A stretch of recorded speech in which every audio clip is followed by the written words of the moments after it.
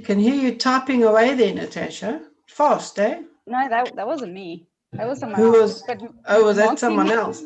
Yeah, Mark King is on the call next door, and he says, "It feels like I've been cheated. I was invited to Family Reunion South Africa, and I'm definitely in my office." Oh. Man. Okay, so we have 45 seconds to go. I lie. It's now 45 seconds to go. So I'll hit the record button and get Sandile to come sit down. Okay. Okay. Ready. We are recording and we have 30 seconds to go. Have fun. If there are any chats in the chat box, I'm going to post them for you. Thank you. You're amazing. And get those sellable listings. Right. You can go live in 15 seconds. Yep, I have the timer on. 10 seconds, guys. We could do like New Year's. 5, 4.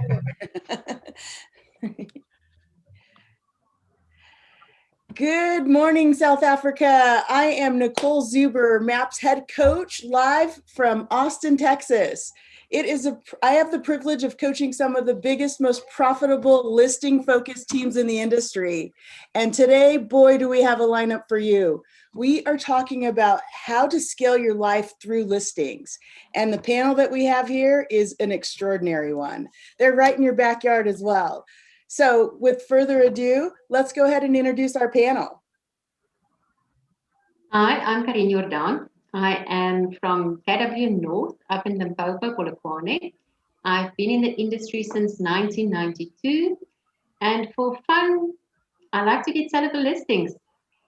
And I enjoy my family. Awesome. Hi, I'm Michelle from KW Select in Randburg. Been in the real estate industry since 2008 when we hit recession. Good time to start. And now we hit levels back to like a recession, but it's lovely. It's a challenge. I'm a music lover, appreciate music, organist, pianist. Been in the industry with Keller Williams for 3 years now, and it's been absolutely amazing. Every year kept, and just absolutely love the training. Good luck. Hi everyone, my name is Sandile. I'm from Benoni. I'm with Keller Williams Clockwork. I've been in the real estate industry for 7 years, 3.5 years with Keller Williams, and I love it here. Yeah, that's basically all about me. Good afternoon, everyone. I'm Anushka Lipper. I'm from Keller Williams Advance. We're in the West Rand. Our OST is Krugersdorp, but I call it Krugerfornia because my community is so good to me. I've been in the industry for 5 years, started as a rookie. And what I do for fun is I love visiting new restaurants. Awesome. Awesome. Awesome. All right, guys. Well, this lineup here, we're focused on, I would say, our lead generation efforts and activities towards listings, right? Everyone in this group? Yeah, so let's talk about this a little bit. So how has focusing on listings caused you to control more of your time and grow your business? That's the first question for you. I will go. So with Keller Williams, they teach you that the person that controls the stock controls the market. So if you got the listings, the buyers will come. And for me, it's very, very important to have listings that's sellable. So I make sure that it is market related, and I do walk away from listings if I feel it is overpriced. I do agree with Anushka. It is all about listings. We are in the sales industry. We're really in the people industry, but at the end of the day, we get our money through sales. And if you don't have stock, what are you going to sell? So focusing on listings for me is really the key, because the more listings you have, as Anushka said, the buyers are coming to you, especially with exclusive mandates. You're not in competition with other agents. It's It's my stock. I take responsibility, and the buyer can only see it through me. So it really saves time and it saves a lot of money by having a lot of listings on your books. Great perspective. Yeah. Okay, I agree with everyone. I think listings are really at the backbone of what we as agents do. So yeah, if you've got listings, like they say, buyers will come to you. So yeah, I've even told a few maybe rookie agents that are starting, when I hear them with saying, I've got buyers, I tell them that you're doing the other way around. So you're supposed to have listings, buyers will come to you. You don't have to run around with buyers. So yeah, and like Karim says, it's always best to actually make sure that you get a sole or exclusive mandate, because that is like an open check for you. You know, it's only a matter of time before you can sell that listing. So yeah, it has to be a sellable listing and also a sole mandate. I agree with everything that the people are saying, but I just find that if you've got your listings, by marketing your listings, you're actually bringing yourself into contact with more buyers and sellers, more time and effort and money on exclusive mandates. Open mandates can give you good exposure, but obviously limit your time, your effort, and your budget on them. Yeah, and so work makes work. It just brings you into more contact with sellers and buyers to grow your business. Yeah, so thank you guys for that. There are two words that I want you guys to write down. For those of you in the audience that I heard over and over again. I heard sellable listings and exclusive mandates. There a trend there? So going into that, what is the difference? So what is the difference between a listing and a sellable listing? So there's the first question. And how does it affect your business? I think motivation, because if you know what the motivation of the client is, if you've got the date, I always say get the date. If it's somebody that says, I need to sell, I just want to see, look what the market is about, there's no specific date that I need to sell by, then usually the motivation is not there. And then they play around with price, which at the end of the time really takes a lot of your time. And that's where the problem comes in.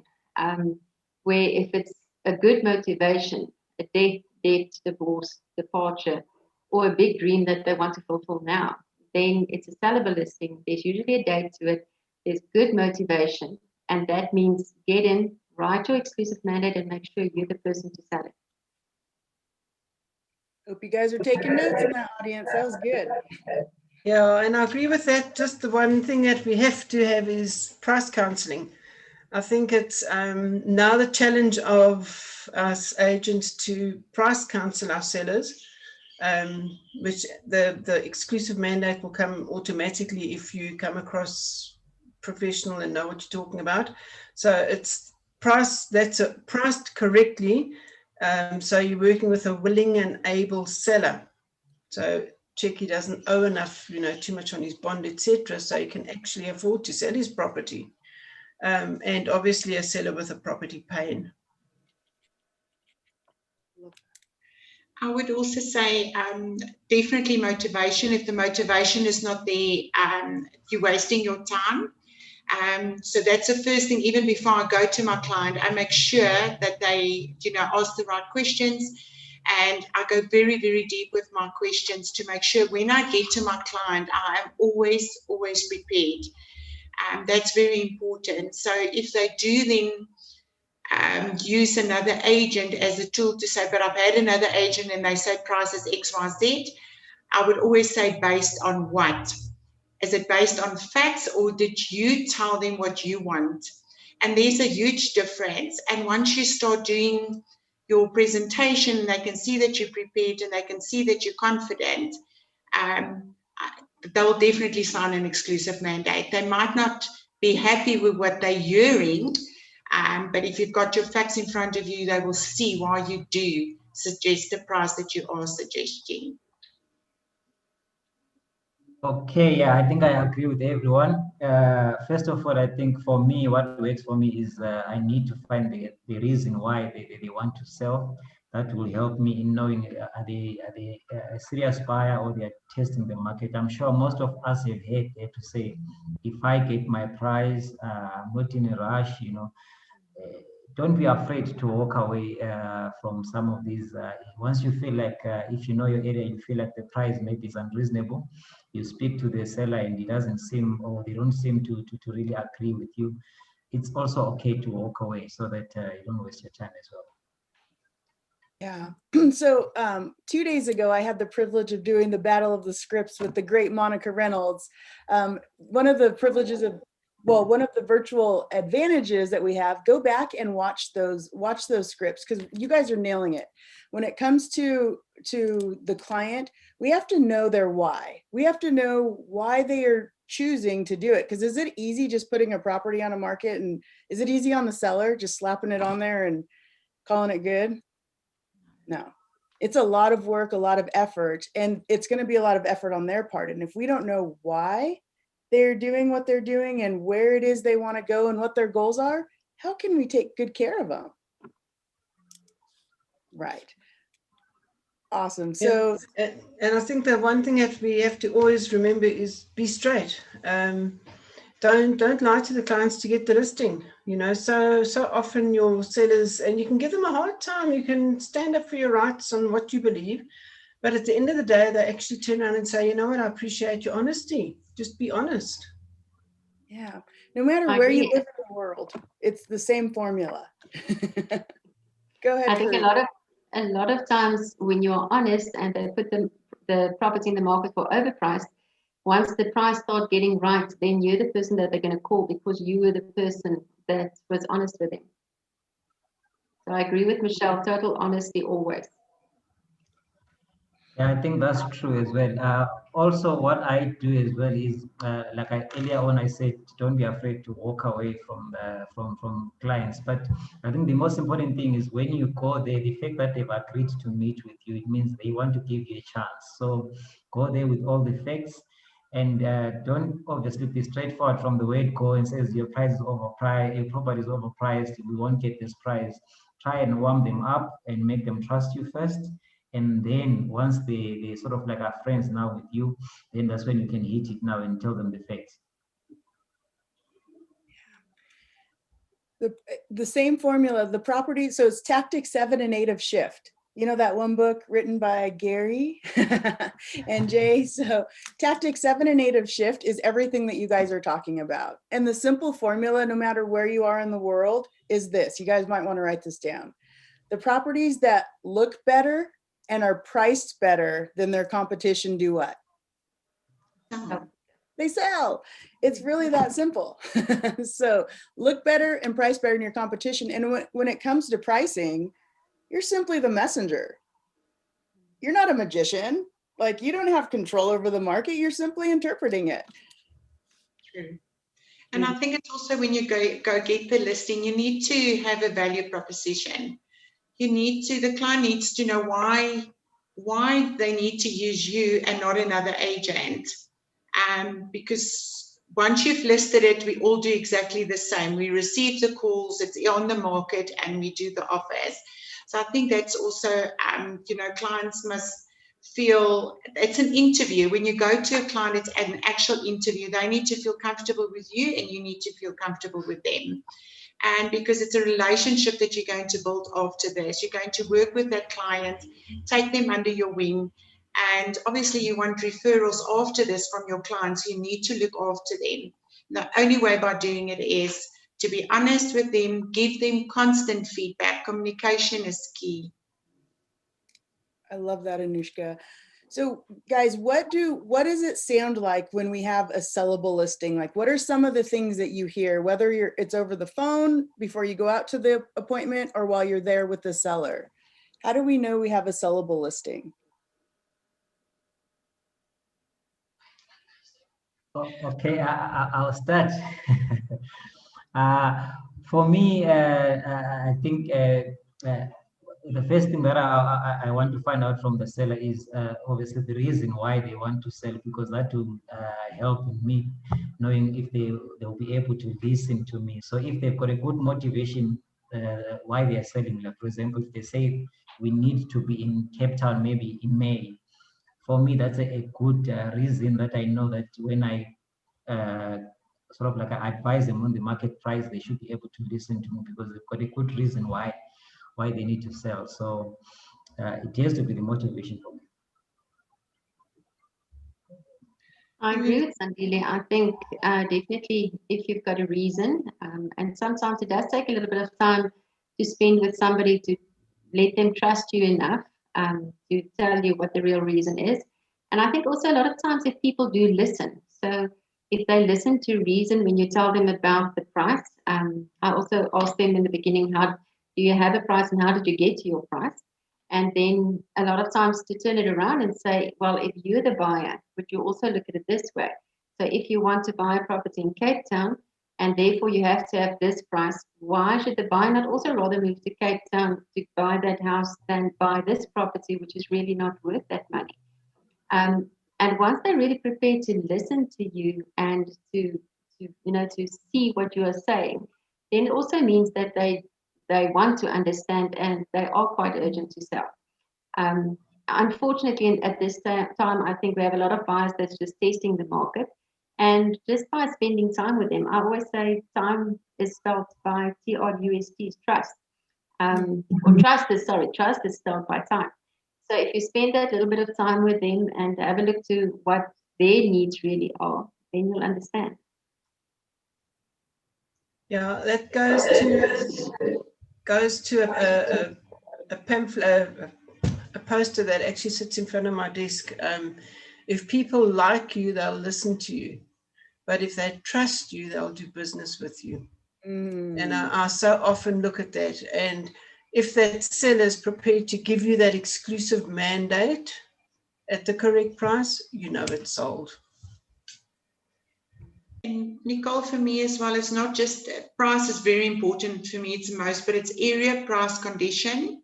So even if you feel they need to do a little bit of TLC in order to get to their price, so we also need to guide them into the right direction.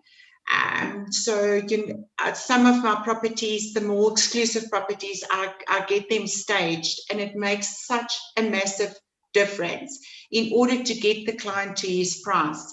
So if it's empty, honestly, it makes a huge difference. And then one thing that I experience in my business is when I do know about a sellable listing is as you list that property, immediately your phone will start ringing.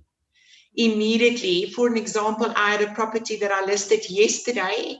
I had 30 plus inquiries in one day.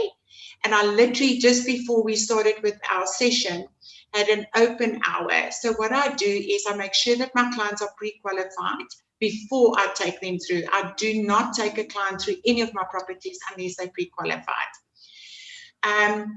So the people were so serious to buy this property that they actually sent me the pre-approvals up front. And we've taken 3 offers this morning on one property. Then you know it's priced correctly. You guys write that down. I mean, you gave the absolute simple formula to protect your clients, to protect all parties, actually, the buyer, the seller, and your time. So love that. But unfortunately, you can only do that on exclusive mandates. So how important is it to go into that direction with the exclusive mandate, or at least fight for it, right? Yes. Yeah, it's Also, very just another thing as well with me, also a listing that I listed on Sunday, and I think by end of the day I had over 15.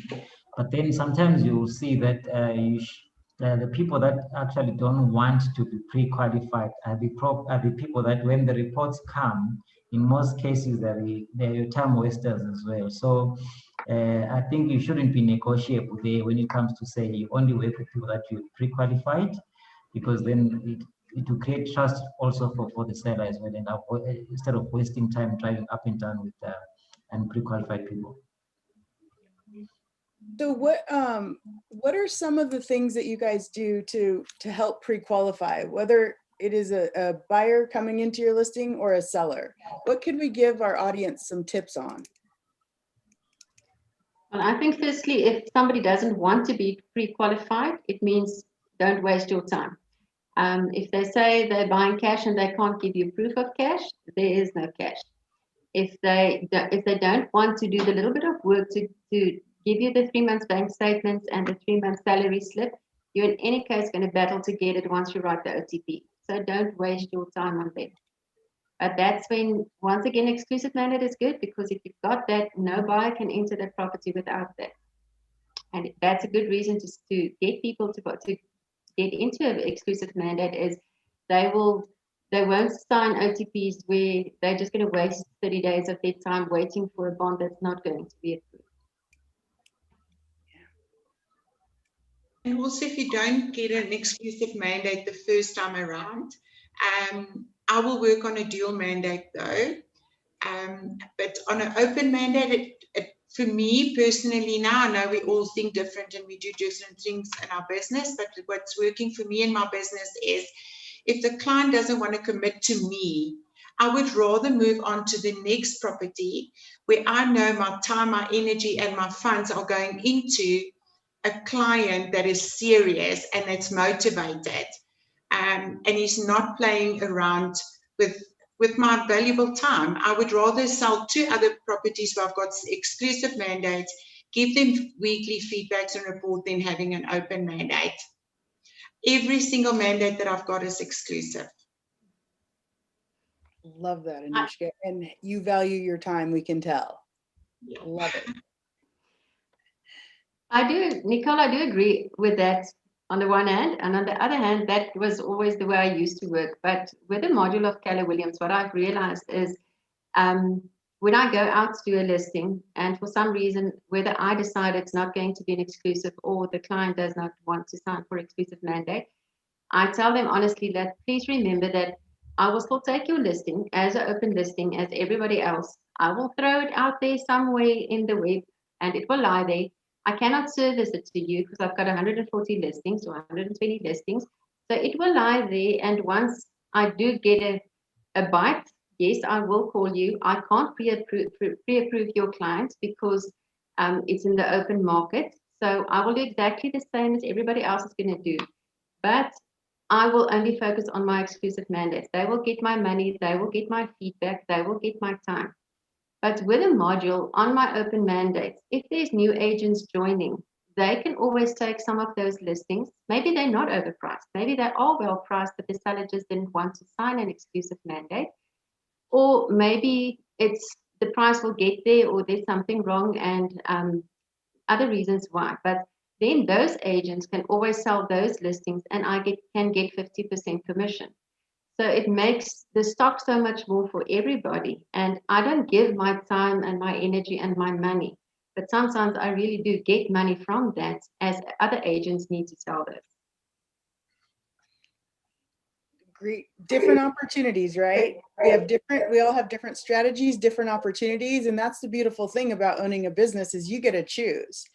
And one thing that I'm hearing both Karine and Anushka say is you guys set expectations for the client.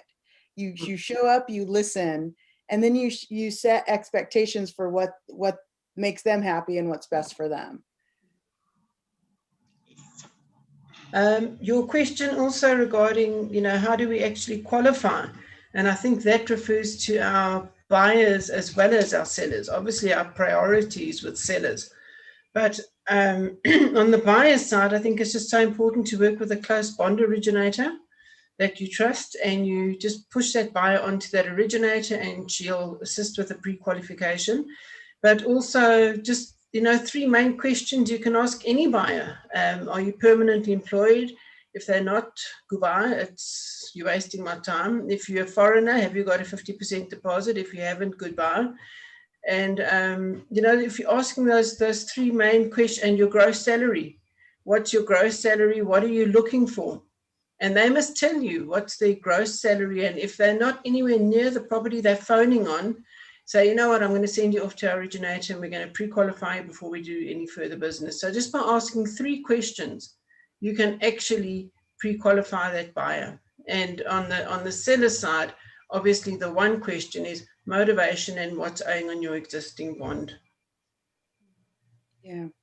and finding the motivation beforehand. So going back to that script, the battle of the scripts we did on Tuesday, Monica Reynolds shared with Natasha that's going to go out to you guys, the pre-qualification script, the conversation to have before you even go out with the sellers.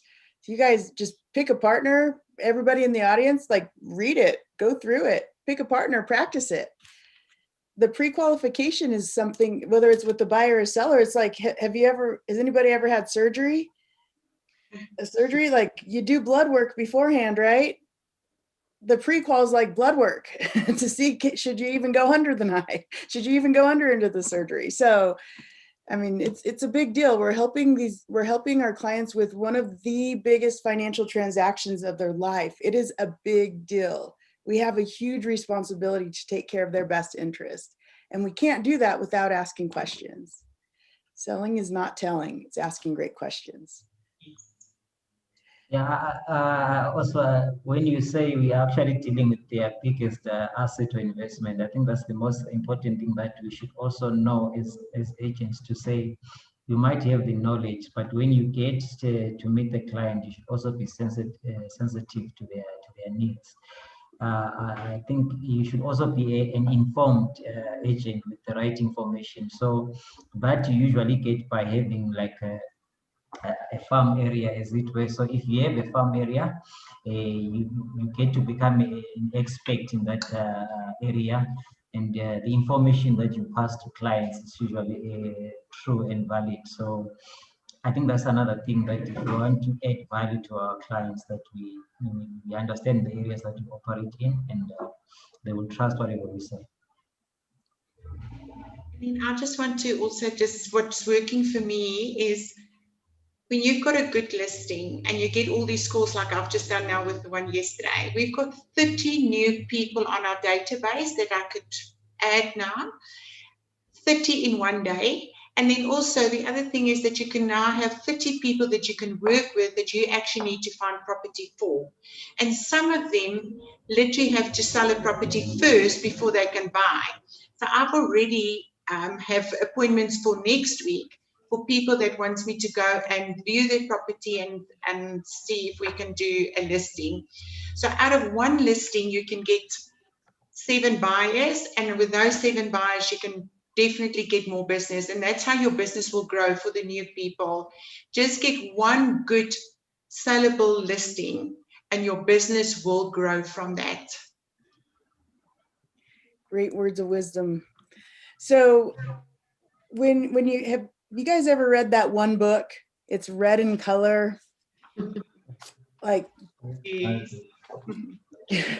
my virtual background is not showing it very well. Yes. Good job. So the triangle, who knows what the triangle represents? The 3 L's. Listing, leads, and leverage. Yep, leads, listings, leverage. Now, when you think about that, the lead comes first, right? The lead comes first. It's at the bottom. It's at the bottom. So it's there first for a reason, because that will cause you to get a listing. Now, listings can cause more leads and more leverage. And so with that being said, those 3 are interchangeable, and it all starts with the lead and the relationship. We said database, right? So the relationship. So what are some of the tips or tricks or tactics that you guys do to cause more leads to come in from your listings that serve as leverage, if you will? Basically, in my head, I know my numbers because I follow the economic model very closely. Very coachable.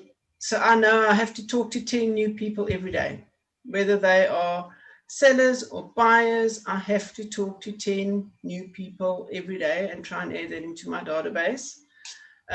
Prospecting, obviously, and then also following up with 10, they call notes. 10 people you know that's in your database, whatever. Talk to at least 10 people a day. Know your market. You're going to preview at least 10 homes, every day, whether they're on internet or preferably physical viewing, which time constraints, but definitely preview 10 homes from the internet that you know what's new on the market, and you just absolutely know your market backwards. I think For asking me, the question, I'm sorry, Sandile. ladies first. I think asking the question, always asking the question, whether you speak to your seller once or twice or every week when you give feedback, ask the question for referrals. Do you know anybody that wants to sell? Have you heard about anybody that wants to sell? Whether you speak to every buyer that you take through, do you maybe know other properties that there is for sale? And just keep on asking the question to everybody you speak to. Okay, for me, I've got one policy that I don't put for sale signs. I only put sold signs. So when I'm negotiating with the seller, I will some people, I would say, some people don't actually like to have a for sale sign in their gate. So what I normally do is I try and push for sold. So especially if it's in a main road. So most of the clients that I will get, they always say, you know what, Sandile, if you drive through this suburb, I see 3 or 4 sold signs. It's a sign that you know what you're doing. So can you also maybe help with selling my property? That's mostly for sellers. And then for buyers, like Anushka was saying earlier on, to say she got 30 hits on one property. So if also I've got a very hot property, I tend to keep it a bit longer on Property 24 on the platforms that you advertise, because I'll get hits. Then I'll just tell the buyer to say, unfortunately, I've got an offer maybe pending for that particular house, but maybe can I show you something else elsewhere? And that usually gets more buyers. Goal for me is, I always say, I'm not a secret agent, I'm an estate agent. So it doesn't matter where I am. Even if I socialize, everyone knows that I'm in property. So I use my boards a lot, and I get lots of leads from my for sale signs. So when I do get a new listing, I've got different boards. So my first board would be, as I get the exclusive mandate signed, I will immediately, I've always got some in my vehicle. So as I drive out, before I even got the professional photographer out, my board is outside. So the first board would be just listed. Then once I've got it for about, say I don't sell it within 30 days, I will always go back to my client and I will have a discussion with my client. But then I will change the board, and my board will then say for sale. Because people do see the changes. So they see just listed, now they see for sale.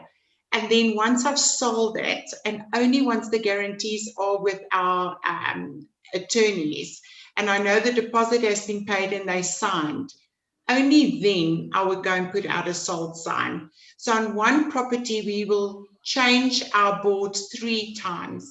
And I found that really, really works for me. System, right? It's a system. So and just a quick thing to add to what Anushka's saying is, not being the secret agent, your branded vehicle is just vital. I promise you, even this morning I was driving up to the shopping center and I get a call from one of my buyers. Hey Michelle, I've just seen your car, I just want to say hello. They know you. It's so important to actually have that branded vehicle with your face on and whatever, that they recognize you. And also your badge. That badge has to be on, going through tills, whatever. They how Michelle, how are you going to ask you your question? So to me, that badge and that branded vehicle is really important. Yeah. So does anybody have, we have a question that's come in. Does anybody have a script, or what do you say when you have that exclusive listing and you want to pre-qualify buyers coming in? I don't mind sharing mine. So when I do receive a call from my listings and it's a buyer, I immediately, without even asking, so they would say, good afternoon, Anushka. It is Nicole speaking, and I'm inquiring about your listing in Noordjewel or in Johannesburg. My first question when I go back and just say, thank you for your call, I just want to ask you, do you need to sell a property? Have you got cash available?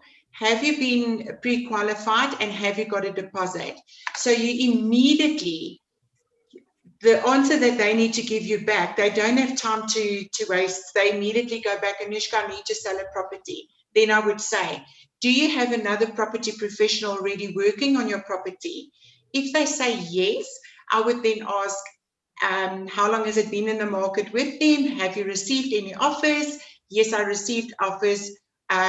Did you accept it? Why did you accept it? Why didn't you accept it? If they say cash, like Michelle said earlier, I don't just accept it's cash. You need to prove to me where your cash is coming from. So if they say they've got cash available, then I would ask, is it from global? Is it overseas? Is it local? Is it in an investment? Your investment, how soon can you release those funds? And I will wait for a letter from their bank before I even do the offer. So I could sit with an offer on my desk for about a week, and I will not go present that offer until I've got all my ducks and all my documentation. Because once you've got all of that ready and you sit in front of your client and you can prove that your buyer is serious and they've got all their funds prepared, I can tell you now, even if it's a lesser offer, your client will accept. You do all of that work up front so that you're not running down the road 30 days later, like with your hair on fire, right? Yes. So, those are the actions of true professionals. Again, is it an inexpensive deal that, like, they're writing a check, right, to get this property sold for a lot of money? And we have a duty to make sure that we're keeping them protected and their time protected. So thank you for that. All right, you guys ready for a fun question? Awesome. Well, are you guys having fun, panelists? You guys enjoying this? Awesome. Yes. Next year we'll be in person. We've already made an agreement, right? We're going to shake on it if we can. So the fun question of the day is, how many listings are enough? Yeah, you can never have too many. Never have too many. So for me, I'll just be quick. It's basically a minimum of 7 exclusive mandates, my goal, and at least 14 listings can be a combination. But yeah, no list, you can't have enough listings. I agree with Michelle. The more, the better, because it's exposure and your face is out there, but you don't waste your time and your money once again on them. So depending on what you can handle to give very good service, between 15 and 20 exclusive mandates that you can really, if you've got an assistant to help, to give good feedback and to give good service to those people. But open mandates, whenever I go for a listing, that can go to the open floor, and if something happens, it happens. Yeah, same here. There's no limit on the number of listings that you can have. If you feel like you can't handle it anymore, hire an assistant. I mean, that's why we've got a model to follow. So if you can't handle it anymore, make sure you keep the listings coming and then just add until you get to the 7th level. So I'm a firm believer in the MREA. For me is, I guess you can never have enough listings. However, we're in the business to get the property sold. So for me is, I'd try and work only on exclusive mandates. I'm like Michelle, I would rather list only a few and get them sold and move on, because then you can give the service and the feedback and the communication, because otherwise, if there's too many, in my opinion, you can't get to everyone. You can't give the service as promised. So we give weekly feedback to our clients. And yeah, so for me is, I guess you can't ever have enough, but make sure that you can get them sold. We're in the business to get properties sold. Awesome. All right, you guys are dropping good nuggets here, and I trust audience, you guys you see the value and you're grabbing little bits and pieces from this so you could go apply it to your business. Now, as we wrap up, what are your last words of wisdom that we want to share with our audience on how to scale your life through listings, or how to scale your business, excuse me, through listings? I'll go. I think it's very important to know what's in your pipeline. If you know what's in your pipeline, you will know what's going on in your business. So always make sure and write down your goals. Know what is your big why. Why are you doing what you're doing? If you want to leave a legacy, you're running a business. So I think it's very, very important. And just follow the module. Without listings, you won't have a business. So I think this is this is the most important part of your business, is to go and get listings. I agree with Anushka. I would say start with your big why and your goal for the year. Do your 135 so that you know exactly. That's why the module is there. It's like a recipe. If you do it, it will work. Your 411s, and then focus on your appointments and your listings. Don't focus on your contract, because that would come if you focus on your lead gen. Do your lead gen every day. Don't run around like a normal agent that does listings, sells listings, does listings, sells listings. If you can just get that lead generation of the 2-3 hours in the morning and keep that flowing constantly, then the OTPs will also come in constantly. And the biggest lesson I've learned about 8 years ago is don't run around with buyers. Get listings. Sellable. Sellable. Okay. Yeah, I love it. For me, it would be make sure that you pre-qualify your sellers. Make sure you are dealing with sellers that are a good motivation for selling. And then with buyers, I think I'll agree also with everyone to say, don't waste your time on unpre-qualified buyers. Make sure when you get into your car, you are going for an appointment with a pre-qualified buyer. And lastly, it's possible to be a millionaire real estate agent. So all you have to do is follow the model, and then it can change your life. Yeah, and I think the thing that comes through on my side is consistency is a secret to continued income. You have to be consistent in what you are actually doing every day. That lead generation is the essential tool that will bring you success. Obviously, to me, very important, I know my numbers, and you do whatever it takes to achieve those numbers. Set your goals and go out and make it happen with a positive mindset. You concentrate on building your relationships with your database. That database, that's what I got from Bold, which was absolutely brilliant. I didn't focus enough on my database to get that and build. So you build your relationships with your database, and appointments will follow, and the cycle goes on.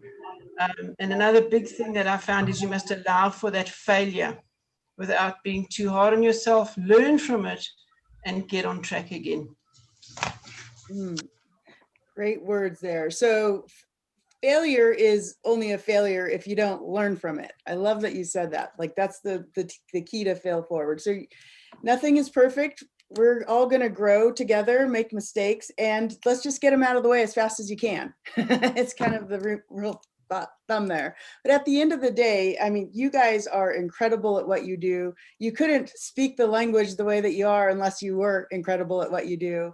So it's been an absolute honor and a privilege to spend time with each and every one of you. You guys are industry leaders. Keep doing what you're doing. And for audience out there, go take action. Find a nugget and go apply it to your business today. Those sellers, they need you. They need you to be there for them, to consult them and figure out why they're helping them do what they're doing, and helping them along the way, making sure that we know what their goal is and what a victory looks like for them. So with that said, live from Austin, Texas, thank you guys for allowing me into your fabulous country virtually. And I so look forward to seeing each and every one of you a year from now. Thank you. It was an honor.